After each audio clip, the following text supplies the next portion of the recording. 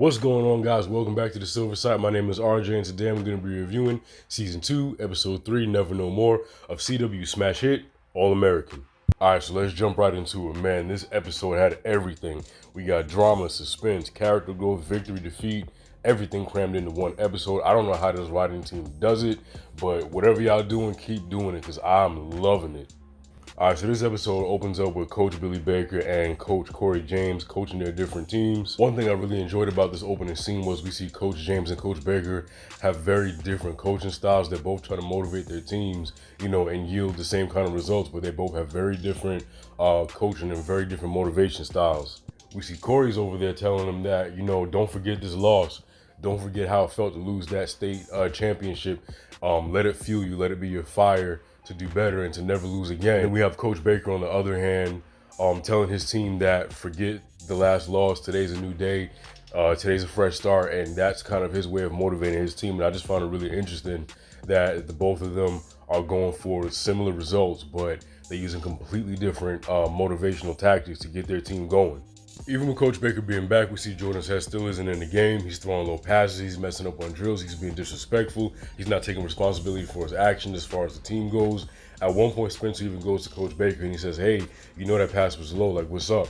And Coach Baker says, well, if your hands can touch it, you can catch it. And for me, that just showed what Billy Baker was willing to sacrifice and what he was willing to let slide just to get Jordan back on his good side. Spencer's going through it too in this episode. He realizes that his father raised Darnell and abandoned them, so he's kind of dealing with that, those feelings in this episode a lot. At one point, he even goes to his dad and he says, hey, you want me to come play for you so bad, but I need for you to make a choice. And he gives his father an ultimatum to either choose Spencer or Darnell. And what I liked about this was, Spencer in season 1 was the very do-good, the very, perfect protagonist. He's kind of was a Mary Sue, but not a Mary Sue. But this, this episode kind of showed that Spencer's human and he's going to be angry, he's going to be hurt, and he's allowed to act out of, his hurtness sometimes. So I like the fact that it kind of shows some depth to Spencer instead of showing him as this do-gooder, advice giver, central moral compass of the show. So I thought that was dope too. And later on in the episode, he goes to Guru Coop, and Coop kind of reveals to him some things, different perspectives on how to look at it. And she kind of told him that, you need to find out what Darnell's going through, because you don't know what he's going through. You don't know if he's running from something, and you don't know what you're sending him back into. So Spencer actually goes to his dad, and he says that his relationship with his dad is one of the most important things in his life at this point. He doesn't want to lose his dad. He actually goes and talks to Darnell and says, hey, I don't have any beef with you. My beef is with, my father. And, he just kind of does a grace and he kind of just clears everything out. And even in the process of doing that, he goes to Jordan and apologizes for something that Jordan already forgave him for. Spencer moved into his home and turned Jordan's life completely upside down. And Jordan told him that how I got over it was I got to know you for who you really were, or who you are rather. And, that's kind of how Jordan began to heal and accept Spencer as part of their family. All right, so let me get these two out the way because I really don't care for either one of them. Cliff and Rochelle. Rochelle's Layla's friend. I guess she's an aspiring sports agent, and her father is a booster for Beverly Hills High football team. He's the one that basically cuts the checks, and he makes that known very early on in the episode that he's the one who supplies the money. Therefore, he writes the rules, and he just comes off as very pompous, arrogant, just like a jerk, like a straight up jerk. And that's me putting it nicely because, I'm trying to get my little business off the ground. I'm trying to make the Silver Side legit. So we're just going to call him a jerk for now because there's certain things I can't say because they're not brand friendly. And we see the Snake family watching the Beverly Hills practice from the stands. And of course, they're not doing well. They're, messing up on drills, dropping passes, and, they don't have a strong practice. And when Coach Baker actually tells them to run that back again, Jordan tells his dad, they're wiped in the call of the day, and he just agrees and walks off. Spencer sees it and he's like, yo, coach. And I know Coach Baker heard Spencer, but he kept walking like he didn't hear nothing. And that's kind of when Rochelle comes down to the field and she's having a conversation with Spencer, and she introduces her father, the father Snake, to Spencer. Cliff goes to Coach Baker's office and he talks to him. He tells him that he's going to be more than a checkbook and he wants to be more active and hands-on with the program. He just basically wants to do more and be less behind the scenes and more involved in the decision-making and the day-to-day goings-on of the Beverly Hills football team program. And even in that first conversation, he's even low-key telling Coach Baker how to run his team. And even on the way out, like the whole conversation just came across as fake and just not genuine. On the way out, he kind of pointed at Billy Baker's name on the door and he's like, "Ha, Coach Baker," and walked out. Like, I don't know, the whole conversation just seemed disingenuous. So I didn't trust him from that first conversation with Billy Baker. And later on in the episode, once again, he proves that he's not to be trusted. All right, so now we're going to talk about Coop. Coop really had my favorite storyline of the episode after Layla. She is with Patience in the hallway there at school, and they're talking about how Coop doesn't have any friends because she snitched on Tyrone. And we see a young man in the hallway who's being bullied by another guy. The guy's freestyling on him. He's embarrassing him. He's talking about his sexuality, his appearance, just, going in on his clothes and just really embarrassing the man in a public fashion. And so Coop sees this, and Coop being Coop, she's a hero. She steps in, which I admire Coop. And that's one thing I really enjoy about this character, is that to her core, she's who she is. She's an advocate. She's a friend. She sticks up to people that can't defend themselves. Like, this is Coop. So she goes over there and she starts battling him. She's freestyling and she literally embarrasses the man. And everybody's chanting, "You got Coop, you got Coop." And it's just a great moment for her character. It just speaks to who she is and who she's always been since the first episode of the series. So I really enjoyed that aspect of this episode, with seeing Coop stand up for somebody who couldn't defend himself. So when she was battling old boy, somebody was recording it and it went viral. So that kind of gives Coop the inspiration to enter the Off the Dome freestyle battle competition. So Coop enters the freestyle battle Off the Dome competition, and she does good. She breezes past, get it, breeze. She breezes past all the competition. She even says herself, like, nobody here is on her level. And this gives Coop a lot of confidence going into the final round. All right, so we get to the final round, and she has to battle the host of the evening, who's played by Lil Fizz. And when I tell you he demolished Coop, like, Coop got ate up. He brought up everything about her. And honestly, there were no rules, so he wasn't wrong for doing it. But damn, he brought up the fact that she got Sean killed, the fact that she got Preach shot up, the fact that she snitched on Tyrone. He brought up Patience being out of her league, the fact that she was gay and her mom kicked her out and disowned her. I mean, this man came with heat. He came with uranium bombs, just dropping them on Coop. And literally, like, everybody's mouth was wide open. No one could say anything. Shit, Coop couldn't even say anything. They just had to cut away after that. And I'm assuming she froze, didn't have nothing to say, and just straight lost. I mean, damn, what do you say to that? I couldn't even think of no shit to say. But even in defeat, even with her being embarrassed, Coop stayed strong. She was talking to Preach after, and Preach, who I thought was going to give her some words of encouragement, kind of, was trying to beat her down on a low a little bit. But Coop said, "It's going to take more than tonight to break me." Music is her passion, is her love, is what she does. And she's not going to stop following her dreams. She's not going to stop chasing her dreams.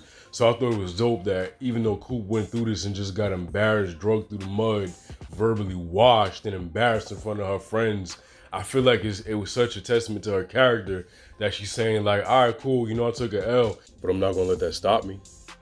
All right, so now we're on Olivia. Olivia actually joins a cotillion debutante ball sort of thing at the request of her mom, Laura. And she goes there, and initially she's on the phone with Layla, and she just feels really out of place. But she runs into Spencer's ex. I believe her name was Kia.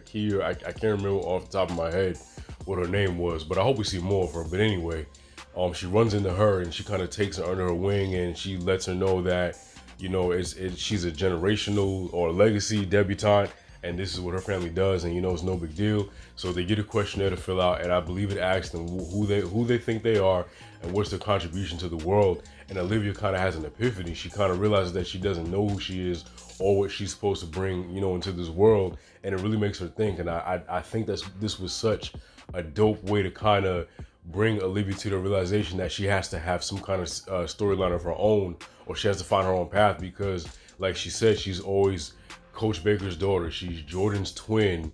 She's Asher's girlfriend. She's the addict. Like, she doesn't know who she is. So I really like the fact that we're kind of layering Olivia a little more and kind of giving her own path instead of making her be just the person somebody goes to for advice, or having her be the beautiful soul in somebody else's story. I like the fact that we're getting to know and we're going to find out who Olivia really and truly is, outside of being Jordan's sister, Coach Baker's daughter, and someone who is dealing with addiction. Someone else who kind of had a flash of character development this episode was Asher. Asher called Jordan out on just being disrespectful, unfocused, bad leader, and JJ as well. He basically told him that, you're being a distraction to the entire team. And Jordan kind of combats that with, well, what about all the stuff you did last season, giving away our playbook, just bringing up old shit. But like I said, Asher combats that, and he says, well, I've been through some things. Yeah, I did what I did, but I'm learning, I'm changing, I'm working hard, I'm working my ass off to earn everything back and, get to get back where I was. And that just speaks on his desire to change and his desire to be better, which I thought was awesome, because a lot of times we don't see the little things here and there that characters work on to, develop who they are and just to be better people. So I like the fact that we're seeing Asher. We saw him at his lowest. We saw him break. And now we'll kind of see Asher climb back up to, redemption. So I really enjoyed this little scene between JJ, Jordan, and Asher. All right, so let's go ahead and talk about Grace now. If y'all remember Michael from season 1, he was a teaching assistant who Grace began, I guess, kind of sort of dating. And apparently between when they started talking and now, Grace ghosted him. Like, she fell off the face of the earth. No text, no call, no explanation. Granted, Grace did have a lot going on, but she didn't explain anything to him. And when Grace, and Michael ran into each other and she tried to explain, he really wasn't really receptive to what she was trying to tell him, because you vanished. It takes nothing to call, it takes nothing to text. And as much as I love Grace, it's like, damn, you messed up you messed your shot up yourself. All you had to do was let this man know what was going on. Granted, you had to let the man know all your business, but you could have let him know something. That way you could have picked up when you left off, when you were ready to pick up where you left off, but Grace just vanished. So I kind of get why Michael really didn't want to have anything to do with Grace, or why he just wasn't receptive to what she was, trying to spit. But it is what it is. It sucks. Y'all know Grace is my favorite character. Hopefully she'll bounce back. Hopefully she'll do something like she always does to, apologize and get back in people's good graces, but only time's gonna tell with that. I wanted to save Layla's storyline for last because I feel like it's the most serious thing we have going on right now. And I only said it because it hits kind of close to home. It actually hits close to home. Layla's right now is going through a depression, and we saw from season 1 where her father just wasn't around. He's always out working, he's always gone for long periods of time, and she spends a lot of her time by herself. And so now we see her in season 2, after she's trashed her house twice to get her father's attention. She's faked a burglary, and her father still won't stay home with her. And I feel like that is just devastating to her, that her father would know that she's in danger, more than once, and still opt not to be with her. And I feel like that hurt is manifested into a depression, and we see her avoiding friends. Her room is not clean. We see her spending recklessly. We see her acting unlike herself. Her and Spencer are in the room and they're kissing, and she's unbuttoning his shirt, and she knows that the bell's about to ring, and Spencer tells her that he's asking her to stop, and she's just not stopping. Layla's doing things that Layla does not normally do, and this kind of depression is starting to overtake her.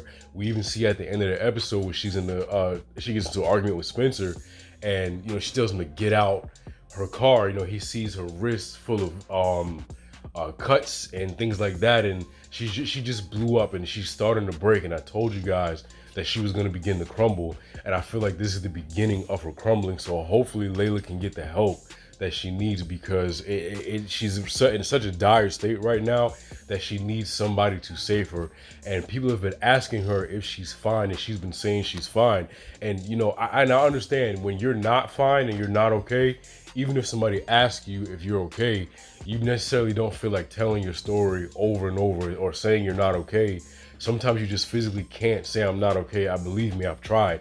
When people have asked me how I'm doing it and it's on the tip of my tongue to say, no, I need help, I'm not okay, sometimes I'm physically unable to say that I need help. So for me, I really can resonate with this storyline with Layla, because she's starting to feel depressed.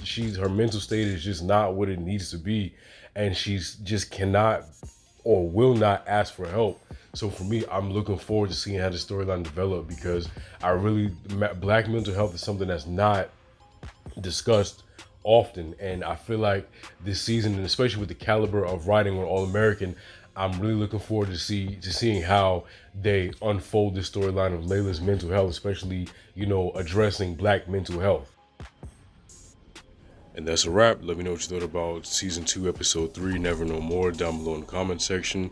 Don't forget to like, share, and most importantly, subscribe. Later days.